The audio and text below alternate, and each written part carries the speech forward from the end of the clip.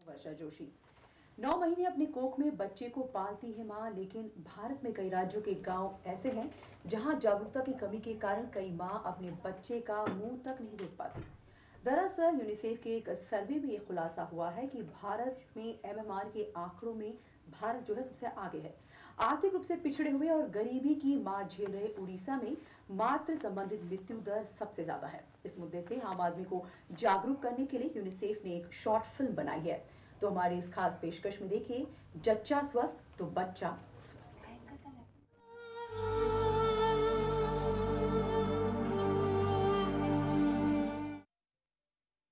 Save the girl child focus TV की मुहिम, अब हमारे साथ कई लोग, कई संगठन इसमें जुड़े हुए हैं। महिला सशक्तिकरण और बाल अधिकार की दिशा में हमारे चैनल ने काफी बढ़कर हिस्सा लिया है और हम इस दिशा में काम भी कर रहे हैं और हमें विश्वास है कि हमारी ये पूरी कोशिश जरूर रंग लाएगी।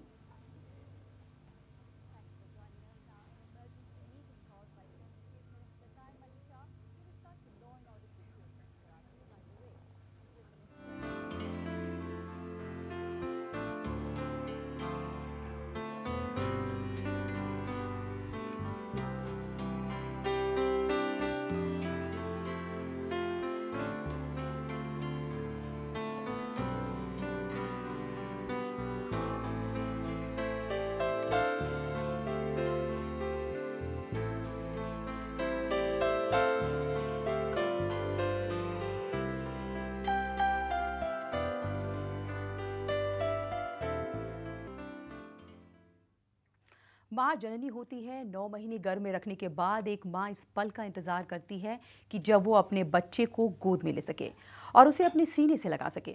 पर अफसोस कि हमारे देश में कई ऐसी माएँ हैं जो बच्चे को जन्म देने से पहले ही मौत का शिकार हो जाती हैं। अन्य देशों के मुकाबले एमएमआर रेट भारत में सबसे ऊपर है। दक्षेश के सदस्य देशों में प्रसूति के समय महिलाओं की मौत के मामले में भारत सबसे ऊपर है। यहाँ हर 7 मिनट में एक महिला की मृत्यु प्रसव पीड़ा या फिर बच्चे को जन्म देते हुए हो जाती है। दक्षेश की एक रिपोर्ट ये बताती है कि उच्च मातृ मृत्यु दर का प्रमुख कारण प्रसूति के समय अयोग्य स्वास्थ्य कर्मियों की मदद लेना है।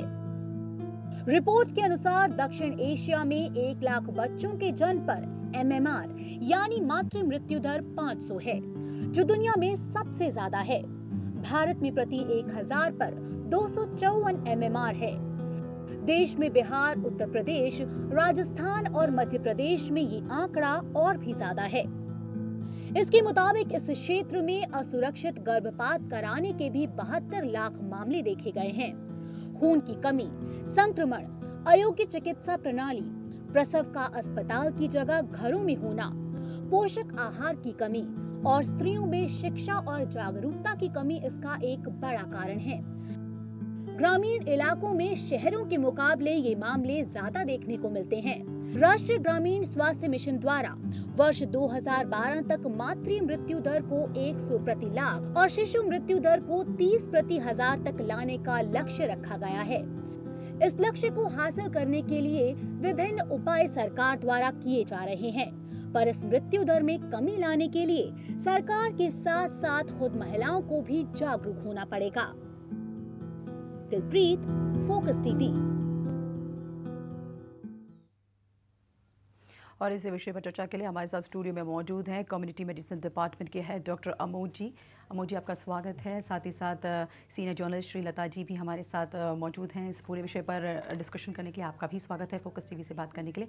सबसे पहले आपसे जानना चाहेंगे श्रीलता जी, जो हमने जो स्टोरी देखी, सर्वे में पाया गया, यूनिसेफ ने जो सर्वे किया है, चौंकाने वाला आंकड़ा ही हम कहेंगे कि भारत का जो और देशों के मुकाबले भारत सबसे आगे है एमएमआर रेट में, क्या कहेंगे? ऐसा तो नहीं है मेरे ख्याल से। मैंने तो ये पता कि अभी जो सर्वे हुए थे उसमें 6 राज्य जो सबसे ज़्यादा इसमें आगे हैं, उनमें इंडिया भी है जी। और बाकी जो उसके साथ हैं वो अफ्रीकन देश हैं, अफ़गानिस्तान है और पाकिस्तान है जी। तो मतलब ये कोई अच्छी बात नहीं है कि मतलब हम इतने पिछड़े देशों के साथ हम ऐसी बात में हैं, जबकि हम बता रहे हैं कि हमारा जीडीपी बढ़ रहा है और हम बाकी देशों के मुकाबले में इकोनॉमिकली बढ़ रहे हैं और हम अपनी औरतों और बच्चों को नहीं बचा पा रहे हैं। तो उसका मतलब यहाँ का स्वास्थ्य का जो हेल्थ केयर का जो सीन है ये बहुत ही ज़्यादा बुरा है। इसका मतलब लोगों को ना जानकारी है और ना एक्सेस है, ये दोनों बातें ऐसे पता चलती हैं। जी डॉक्टर साहब, आप क्या कहेंगे इस पूरे मामले पर, अगर आपसे आपकी राय लेना चाहें तो? हाँ, ये बड़ी खेद का विषय है कि हमारे देश में हम अपनी माताओं को नहीं बचा पाते। मुख्य रूप से इसके लिए हमारे जो स्वास्थ्य पूरा कार्यक्रम है और जो उसमें कमियां हैं, जो हमारा प्रिवेंटिव एस्पेक्ट है जिसको हम बचाव वाला जो क्षेत्र है उसमें बहुत कम काम हो रहा है। और उसमें हालांकि NRHM में पैसा बढ़ाया गया है और इंफ्रास्ट्रक्चर भी बढ़ाने की बात चल रही है, लेकिन जब तक ये सुविधाएं लोगों के करीब नहीं पहुंचेंगी, जब तक डॉक्टर्स और जो नर्सिंग स्टाफ हैं वो हमारे पूरी तरह से उपलब्ध नहीं होंगे, उन्हें पूरी सुविधाएं नहीं मिलेंगी, तब तक ये पिक्चर में बहुत बदलाव आने वाला नहीं है। क्योंकि जन्म के समय अच्छी सुविधाएं उपलब्ध होना बहुत ज़रूरी है, ख़ासतौर से ऐसे देश में जहाँ पे बहुत सारी महिलाएं माल न्यूट्रिशन का शिकार हैं। वो बचपन से भी माल न्यूट्रिशन का शिकार होती हैं और फिर बड़े होने पे भी जब बच्चा पेट में होता है उस समय भी उनका पूरा पोषण नहीं मिल पाता। तो हर बच्चा एक बड़ी ख़तरनाक स्थिति में पैदा होता है।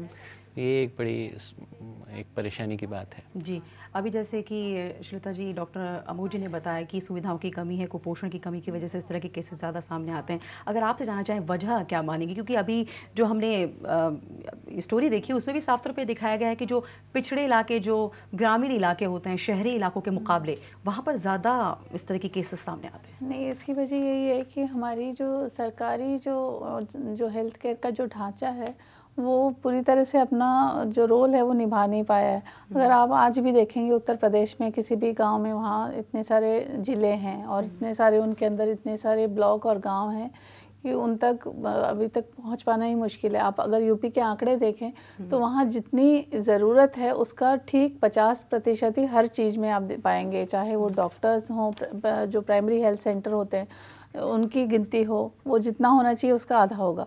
और मैंने अभी आज ही देखे आंकड़े, और उनमें जितने में डॉक्टर्स होने चाहिए उसका ठीक आधा ही है अभी अवेलेबल। तो इस तरह की जब स्थिति होती है तो फिर कुछ नहीं हो सकता। और अभी NRHM जो नेशनल रूरल हेल्थ मिशन जो आप बनाया है गवर्नमेंट ने, उसके अंदर उन्होंने काफ़ी योजनाएं तैयार की हैं जिससे कुछ फ़ायदा हो सके। जैसे उन्होंने कहा है कि जो डॉक्टर्स हैं उनको गायनेकोलॉजी में थोड़ा ट्रेन किया जाए। जी श्वेता जी, आपसे चर्चा जारी रहेगी, डॉक्टर अमोद जी आपसे भी चर्चा जारी रहेगी। और फिलहाल यहाँ पे रुकते छोटे से ब्रेक के लिए जल्द हाजिर होते हैं, बने रहिए हमारे साथ, देखते रहिए हमारा खास कार्यक्रम।